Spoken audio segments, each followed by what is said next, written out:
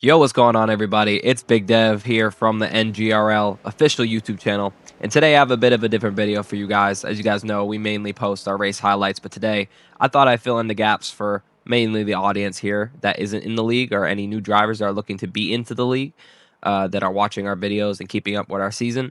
So this is more of a season recap video as we just finished our regular season and are moving on to the playoffs here coming up soon. But don't get worried, we are going to show some race highlights later in the video. We have race highlights from Pocono and Darlington, so stick around to the end to make sure you tune into those. For now, just stick with this quick race I ran here on Daytona. It's kind of a fun one. It gets a little scrappy towards the end, so yeah. But here, as we look at the season schedule, the regular season schedule that is, you can see a couple of the races that we haven't shown you, and that's because we didn't start doing these YouTube videos until the Dover race. But we do have some of the footage from these races, especially the finishes, that I will go over here, starting with the Daytona 500, our first race of the season. And this one was a wild one. This is the clip of the finish from the perspective of Kamefizine, who ended up finishing third. But as you can see out front, TTV Suckit is leading the race, and he would end up finishing first. But he gets turned around at the end. As you can see, it really got scrappy here. Everybody fighting for the win of the Daytona 500. The 5 gets turned around, but end up finishing in the first position, actually tying with the 88 of Red Remy boys.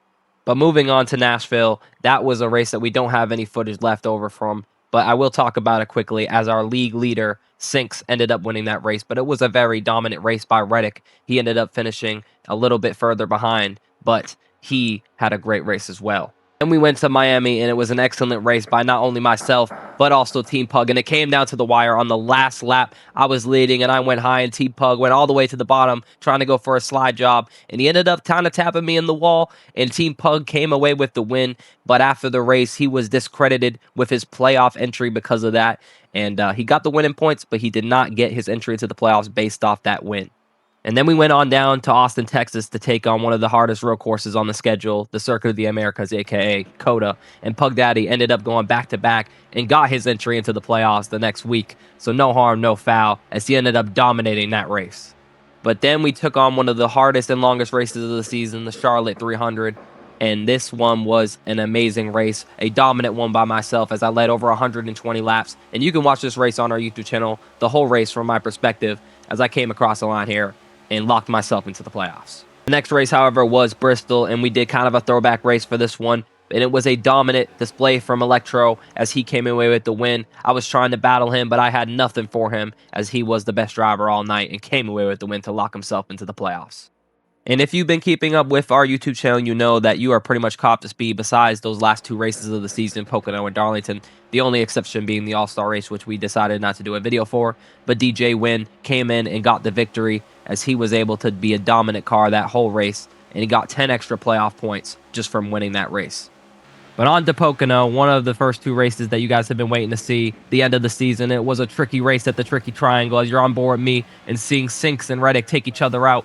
A lot of costly mistakes were made during this race, but it was a race mainly led by the Joe Gibbs cars of DJ Wynn and Row the Boat. But as you can see, only a couple laps left, and we're on board with Steakman. Titanic drove it a little too deep into turn 2, spins out Steakman, who takes out DJ, and that took DJ out of contention to win this race. He led most of the laps, which left me and Row the Boat, his teammate, up in front, and I made a very costly mistake in turn 3, going way too deep, ran up into the wall, and Row the Boat was able to pass me and easily take the lead and dominate the rest of that lap to win the race and lock himself into the playoffs. And we interviewed him after the race, and this is what he had to say for himself and his team. All right, everybody, so I'm here with the winner from our Cup Pocono race, Row the Boat. And I just have a couple questions for you, Row. Tonight, do you think you lived up to the JGR potential? I think JGR potential comes through practice, and practice was made perfect, and we did live up to the potential in regards of we achieved our goal of getting a win in this race, but we also probably as a team didn't have the full result that we wanted. So how do you feel knowing that you are now locked into the playoffs, and what does that mean for the JGR team now having one driver and locked into the playoffs? I think JGR having one driver locked into the playoffs gives us confidence going into Darlington that we can probably get a second or third driver into the playoffs. Having me in there just means that I can play the team game, not necessarily a dirty game or an illegal one, but but I can give my teammates the benefit of the doubt more often than not, and help one of us get locked in at Darlington, because that's the JGR way is to play the team game.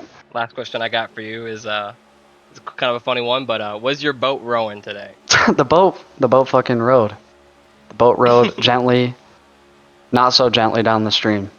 Some people would agree it wasn't so gentle, but the boat rode, and hopefully it keeps rowing. Well, do you have anybody else you want to shout out right before the video ends here? Hell yeah! I want to shout out DJ. He won 2 stages. He was by far the best driver here. I know it didn't turn out for him, but yeah, he deserves a shout out. Great teammate. All right, well, That's all. thank you for your time, bro. I appreciate it. And now on to one of the hardest tracks in the entire game, at least everybody else besides DJ Win, as he went out there and dominated this race, won both stages, and there was no competition. There was multiple times where he was out ahead of the pack by multiple seconds. He made it look easy as everybody else was spinning out, struggling and taking each other out. But he had a masterclass of a last restart, starting 4th in the restart and ended up passing all 4 of them with only 3 laps to go. It was a hell of a race by DJ, and we're going to let you watch it as we interview him. This is what he had to say after the race. All right, everybody. So I'm here with the winner from Darlington, DJ. And DJ, you swept both the stages and won the race here at the Lady in Black. I want you to tell me what it takes to be the best here at one of the toughest tracks on the schedule. I think the biggest thing was turn 1 and 2, because that's where I made up all of my time, really.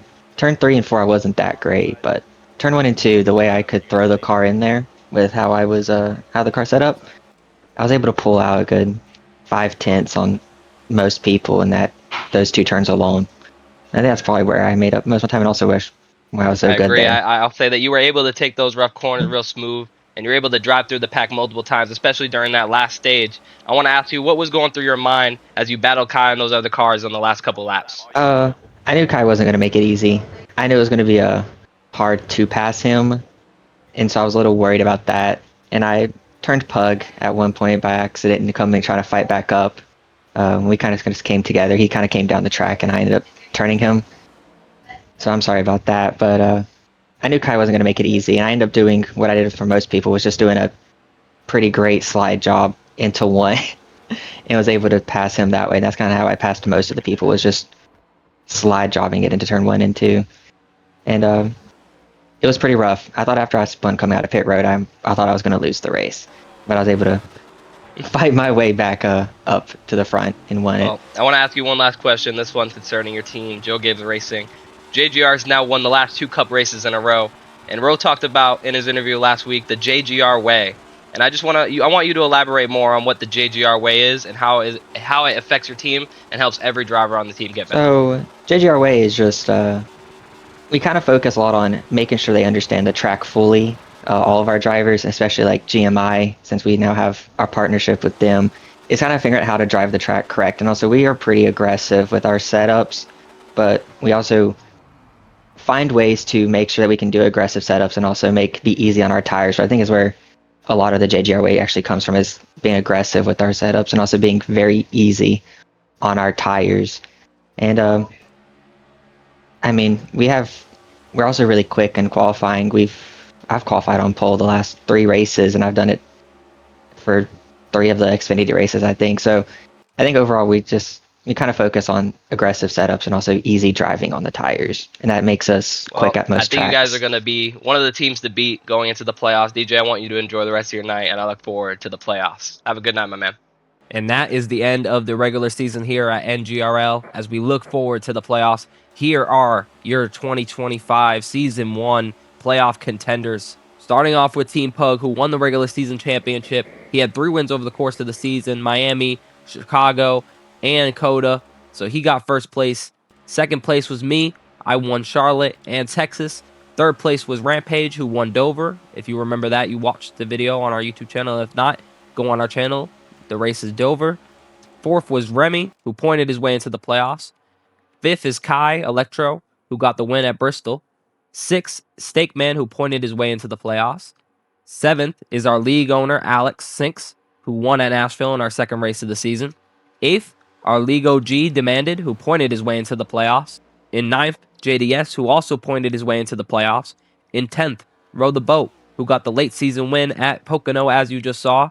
In 11th, possibly our comeback driver of the year, Titanic, who got demoted earlier in the season to Xfinity and then called back up, ended up winning a race at Indianapolis to lock himself into the playoffs.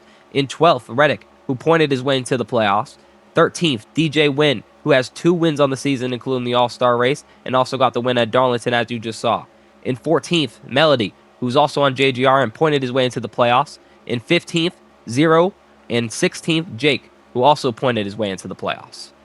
But now we are here, the Season 1 2025 NGRL playoffs, and here's your schedule. Before I get into that, I will explain that this is a similar system to the way NASCAR used to do things, not the new chase, but the playoff system, the way it used to be. But here's the schedule. We're going to start off in the round of 16 with Las Vegas. That will be our next video, the Las Vegas race highlights that will be coming out in the next week or so. But then we move on to Richmond and then Sonoma. And then the bottom 4 drivers will be eliminated before we go to the round of 12, starting off in Phoenix and then Talladega to spice things up before we have a great race to finish that round off at Kansas. The bottom 4 drivers, again, will be eliminated before we go to the round of 8. And the round of 8 gets even spicier as we start off in Atlanta, and then we head to Nashville, and then we go to Michigan. 3 tracks where all these drivers are going to be real tight and real close. So who knows what's going to happen at these tracks, who's going to get into the Championship 4. And as you can see, when we do get to the Championship 4, this is not a one-race win-and-go-home championship. This is a full-round championship, a 3-race championship. So in order to win the championship, you got to be good through all 3 of these races, not just one of them. A win in one race will not guarantee you a championship in this format. So as you can see, we start off at Iowa, we go to Watkins Glen, and we finish it off at Miami. So who's going to be the top drivers going into the playoffs? Which drivers should you look out for? Which teams should you look out for? That's what I'm about to discuss here in a second. I think it's hard to count out the top 3 guys there. Pug, myself, not to be biased, and Rampage. Obviously, Remy is the first guy in on points, and he's going to have a lot of points to start off with. But it's going to be about how you're able to do over the whole course of the playoffs, not just this race or that race. Because, yes, you win and you're into the next round, but also the points reset after every round. So you have to be good at all 3 tracks if you want to be good going into the next round. So it's going to be tough to say who's going to be good and who's going to make it all the way. But it's hard to count out those top 3 guys. It's hard to count out JGR. And it's going to be hard to count out Penske. They were second in the points for team points. So it's going to be an interesting battle between a lot of these drivers. But I think the top guys to look out for, like I said, are those top 3 guys in the JGR cars. But that being said, that pretty much wraps it up, everybody. We appreciate you for watching all the way through. Our next video will be the first race of the playoffs, Las Vegas. If you want to join the league and have some good racing, if you're on Xbox, click the link in the description, join our Discord. We are accepting new drivers for next season. But that being said, we appreciate everybody, and we hope you have a good day.